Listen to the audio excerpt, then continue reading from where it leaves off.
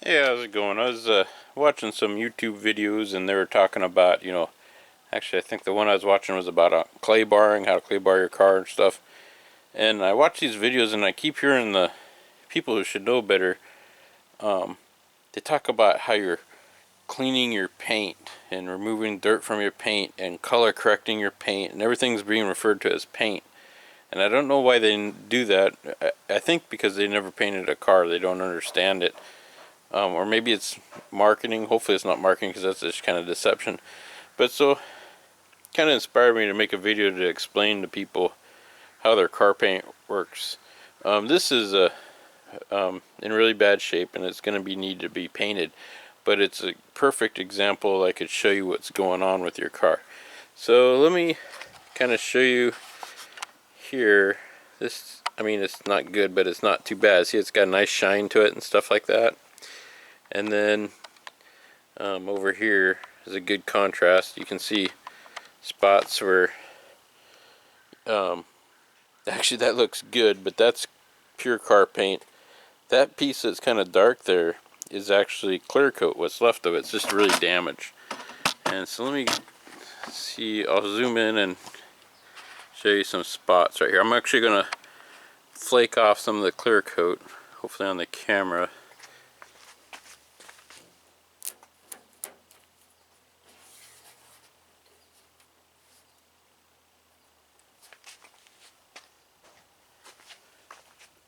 See here, I don't know if that came up. So this is clear coat. Now it's supposed to be clear and this is damaged, needs to be replaced. Part of what happens is this is a car from the 90s and the government said you need to, all the manufacturers got to reformulate. Kind of like, you know how they said you got to take lead out of the paint. That was a huge shock to the industry. They didn't know what to, how to make paint without lead in it, and so they scrambled and figured out ways to do it. Unfortunately for the consumers, when stuff like that happens, the first couple of batches are just learning curves. So they forced the auto manufacturers to reformulate their clear coat, and they didn't know what they were doing. With the paint too changing, you can see some of the American cars, I can't remember whose it was, but there's like Ford or something, and it might not be Ford, but some of the vans you see that are all white, and all the paint just peeled off the side of the vans. Well, that was because they're forced to reformulate and they didn't know how to do it. And so they just kind of like, well, we got to get the car out. So they spray painted it the best they could and they didn't get it good. In this case, in the Hondas, they had trouble with the clear coats. They worked well for a few years, but then they just started disintegrating and falling apart. The newer cars, they've all solved that. Like here's a car here, and it's not going to have, this is a Toyota, but by this period in time, this is in the 2000s, they'd figured out how to make clear coat without the chemicals they were using before. So this is not going to ever have that problem unless they accidentally make a mistake in their formulation. So that's why you get such bad clear coats on certain cars in certain years, because they had to figure stuff out. Here's a pretty good shot. Look at this. So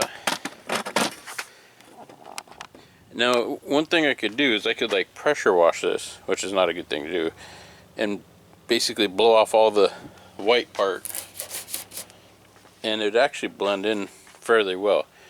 What you can see here too is one of the things I want to show you in the video is this is paint. You're never touching it because it's got clear coat over it. And underneath the paint there's primer, and underneath the primer there's bare metal. And so they put the metal so that the paint will stick on. The paint is mostly to give it a nice color, a nice look, because primer doesn't look that good. And then the clear coat is another layer that goes over the whole thing to kind of protect it. And like I said, when it's doing its job, you know what it looks like. So when you're washing your car and you're putting wax on it and stuff, and you're claying your car and stuff, you're doing all that on the clear coat, not on the paint. If you're touching the paint, it's too late. You know, and if you see people taking scratches, and they keep saying, well, we're removing the scratches from the paint. You can work on the clear coat all you want. It's kind of thick compared to the paint, and it's more durable, and you can buff out scratches out of the clear coat.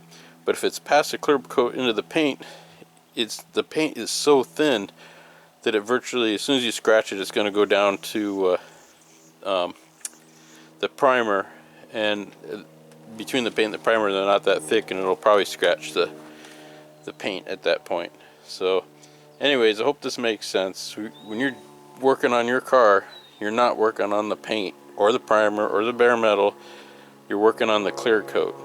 Anyways, I hope this makes sense and avoids some confusion. This is why you don't use, now this is not what caused this, but this is why you hear people say don't use dishwashing soap on your car, because the dishwashing soap's hard on the clear coat, and if you keep doing that, it could cause it to deteriorate and break down. I think the reason why this happened in the 90s, they didn't understand when they reformulated, they didn't understand UV protection, and I think they didn't add enough UV protector in the formula, and the sun just caused the clear coat to disintegrate over time. I think that's what happened, but I have no factual proof of that.